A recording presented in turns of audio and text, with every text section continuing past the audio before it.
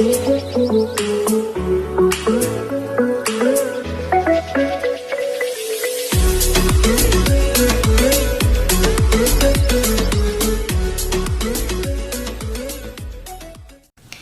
everyone, welcome back to my channel.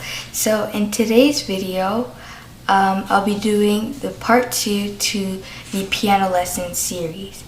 So in the last piano lesson video, I explained finger numbers, key names, how to find notes on the piano, half and whole steps, hand positioning, and sharps and flats. I now realize that by me explaining sharps and flats only in the first video may have been too advanced for many of you. So in this video, I've made sure to only cover the essentials for a good foundation. I'll be teaching you basic notes and how to count their beats, the staff, and the different clefs for right and left hand. These are essential for you to start playing piano pieces. But without further ado, let's just jump right into the video. So, in the beginning, when you first start to read music, composers will use very simple notes to create their rhythm.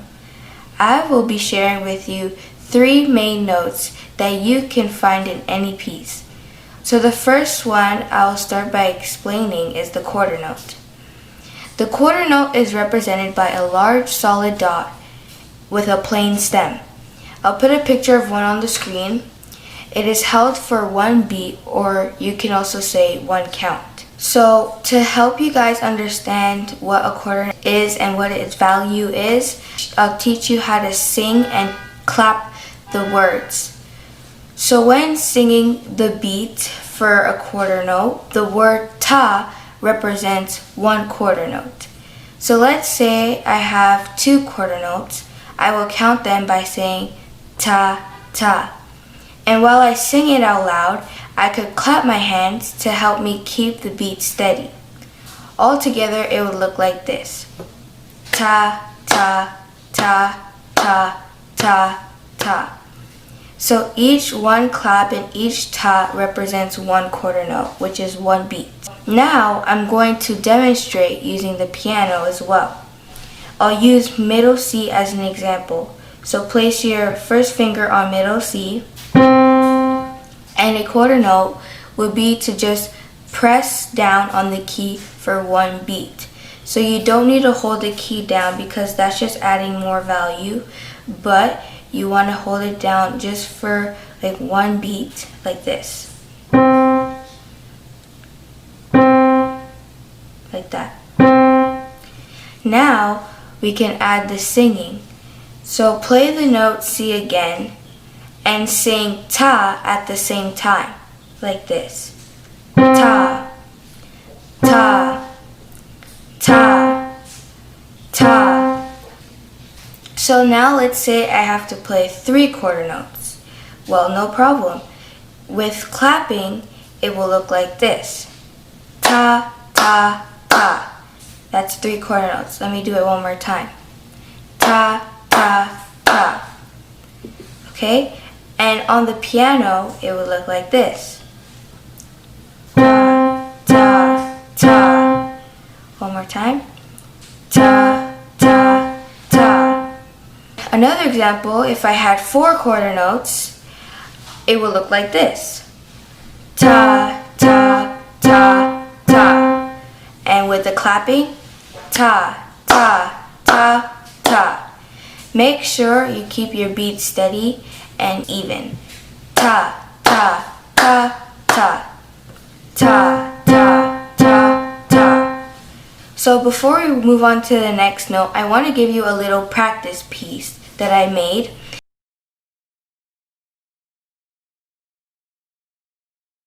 Which consists of only quarter notes. Now this practice piece will help you to figure out what the value is of each quarter note when you play it on different notes. I'm just going to show you what it should sound and look like when you play it. So on the piano, with all the notes that I put in, it would sound like this. Ta, ta, ta, ta, ta. So even though I play different notes, each note was still played for 1 beat. So let me play it one more time. ta, ta, ta, ta, ta. If I were to clap it, it would sound like this. Ta, ta, ta, ta, ta.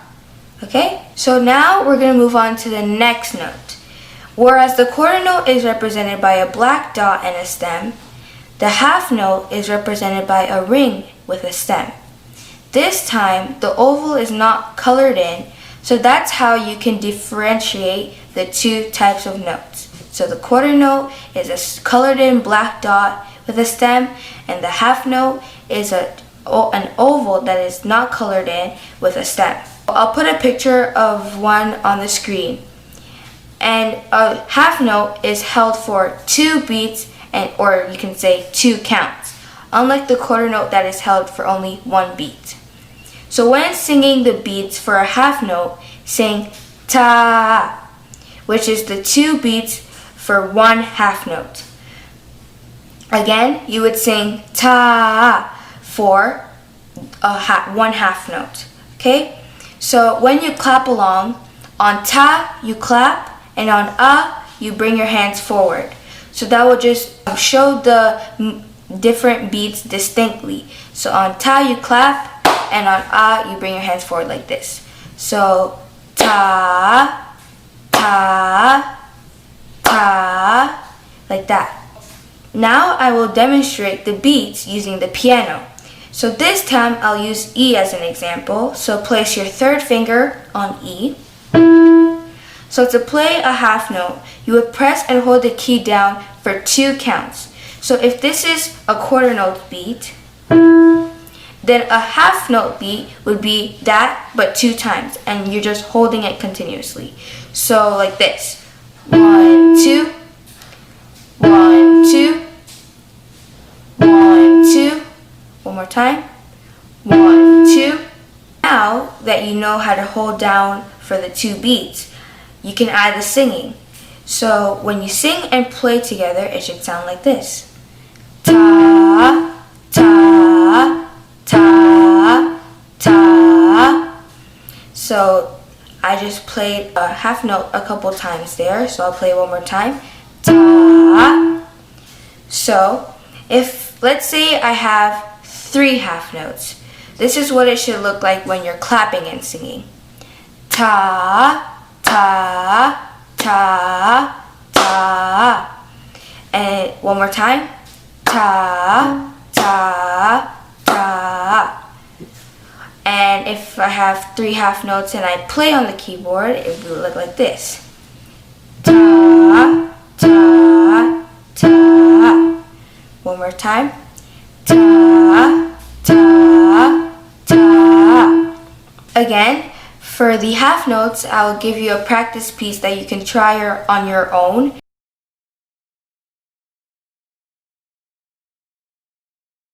But I'm still going to show you what it should sound and look like. I put different notes. Make sure you continue to practice to play the different notes, but our focus is to know how to count each note. So, ta, ta, ta, ta, ta. So even though I played different notes for each half note, it still was held for 2 beats. Let me play one more time. Ta, ta, ta, ta, ta. So now we're going to move on to the 3rd note type, which is the whole note. The quarter note looks like this. The half note looks like this. So what does the whole note look like then? Well, a whole note is represented by a ring, but instead it has no stem. Unlike the quarter note and the half note that have a stem, the whole note is just represented by an oval that is not covered in and that does not have a stem. So here's an image of a whole note. A whole note has the longest value out of all the piano notes. So it is held for 4 beats / 4 counts. When singing the beats for a whole note, sing ta, which is the counting for 1 whole note. So here it is again. ta. So make sure when you're counting, you don't say ah too many times. So that's why the clapping comes in handy. So you clap on ta and you move your hands forward for each So make sure you'll have 3 and 1 ta for a total of 4 beats, like this. Ta, ta. One more time. Ta. Okay? So if I were to play it on the piano, and I'll use G as an example. So I place my 5th finger on G. To play a whole tone, I would need to hold down the key for 4 beats, 4 counts. So like this: 1, 2, 3, 4. Again, 1, 2, 3, 4. One more time. 1, 2, 3, 4. So now, when I add the singing, it should sound like this. Ta, ta. One more time. Ta. For the whole note, I will also give you a practice piece that you can try on your own.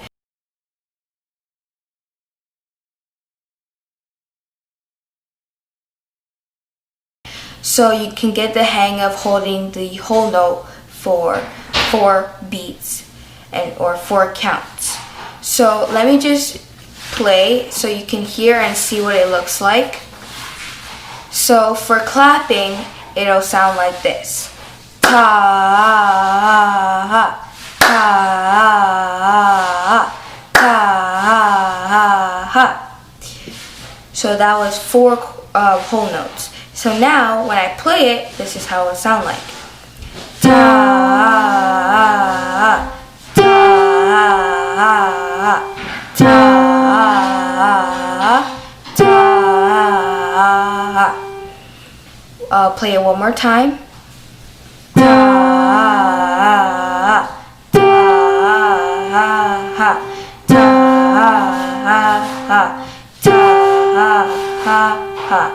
Okay, so now that you know about all the notes, we can move on to what is called the CLEFs. Now I'm going to teach you about the different CLEFs for your hands. So in written music, there are some things called CLEFs. The CLEFs are there to separate the notes of the right and left hands into 2 different parts. Here's a picture of what the CLEF looks like in music.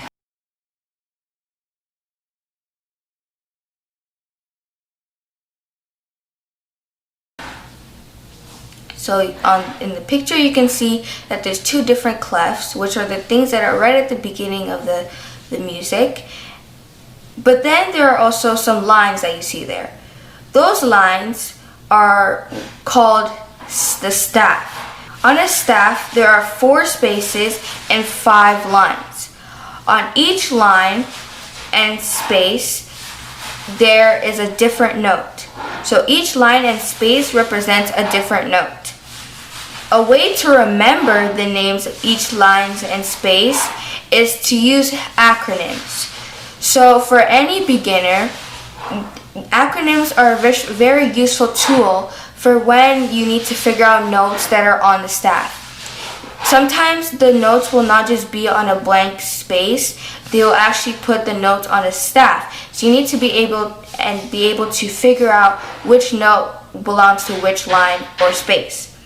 For the right hand clef, which is called the treble clef, which I will go more in depth with in a few moments, the notes of all the spaces spell out face, and the lines spell out E, G, B, D, F, which stands for every good boy deserves fudge. Now, that is the acronym that I was taught when I was just started playing piano, and what I still use up till now. But you can use any other acronym that you find will stick with you on the long run, that you know you won't forget, and you know that it will be useful when you need to figure out those notes. Another acronym that many people use is every good boy does fine. That is just another example. But like I said, come up with your own that you know will stick with you.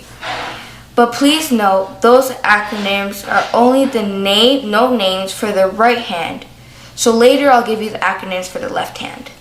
At the beginning of a staff, there are clefs. The right hand clef is called the treble clef, also known as the G clef. And the left hand clef is called the bass clef, also known as the F clef. Right now I want to focus on the treble clef. So, the treble clef is also called the G clef because it circles around the G line, as you can see in the picture. Like where the line is, the beginning line of the treble clef is, it's right on the G line. Okay? So that's why it's called a G clef. But most people just say it's the treble clef. Just call it the treble clef. And the treble clef shows notes only above middle C. So you have middle C. All the notes from middle C and above are all read on the treble clef. So all the notes that are on the staff that are above middle C are only read with the treble clef. Let's take this piece for example. I put together this short little phrase that I put random notes so we can read the notes that are with the treble clef. We know that all these are definitely above middle C because we are in treble clef. Like I said before, all the treble clef notes are above middle C. So next, we just need to use our acronyms to figure out what each note name is. So here are the acronyms again. So we have the face, which is just face, and E, G, B, D, F, every good boy deserves fudge. So, let's figure out the first note. The first note is on the first space of the staff. Okay? So, in that case, we need to use the acronym FACE to figure out that note, since it's the acronym for the space notes. So, since the note is on the first space, we know automatically that it's the first letter in our acronym, which is F, which makes this note F. So let's do the next example. So the next example is in the third space this time. So we're still going to be using the FACE acronym as our reference, but we need to find the third letter in that acronym so we can figure out what that note is.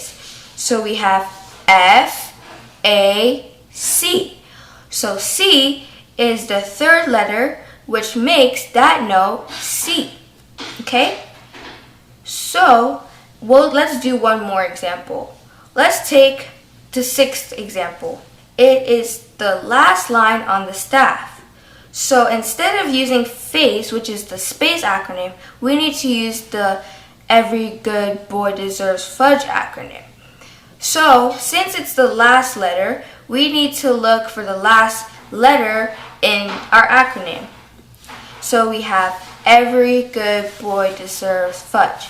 E, G, B, D, F. Oh, okay, so F is the last note in the acronym, which makes this note F. Now I want you to go back and take a screenshot of the blank copy of this exercise so you can practice it on your own. And remember, practice makes perfect. The only way you're going to be able to perfect this and have faster note reading is by practicing this continuously and repeating different exercises so you can be able to identify notes faster without needing to use all these extra steps. But now that you know the treble clef, we need to move on to the bass clef. The bass clef is also called the F clef because the big dot that you see in the picture is on the F line.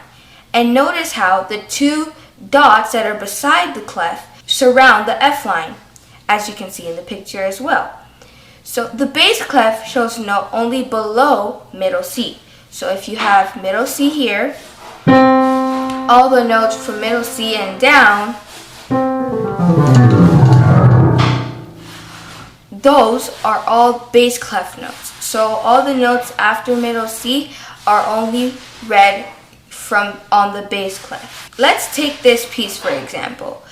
We know that all these are definitely below middle C because we are in bass clef. So since you know the acronyms for the right hand clef, which is the treble clef, also known as the G clef, mostly known as the treble clef, lol. But now I'll teach you the acronyms for the bass clef. The acronym for the lines on the bass clef is G, B, D, F, A. Now I was taught good boys deserve fudge always, which is very similar to the one for the treble clef, except there's an extra letter, which is A, always. But you can make your own acronym that you will stick with and that you remember. The acronym for the spaces is ACEG, which can stand for all cows eat grass. Now that is the most used acronym for the spaces. Now that you know the acronyms, we can use those to figure out our little practice piece right here. So you probably noticed that I also added another acronym which is pretty popular and I find is funny and easier to remember as well, which is golf balls don't fly away. So yeah.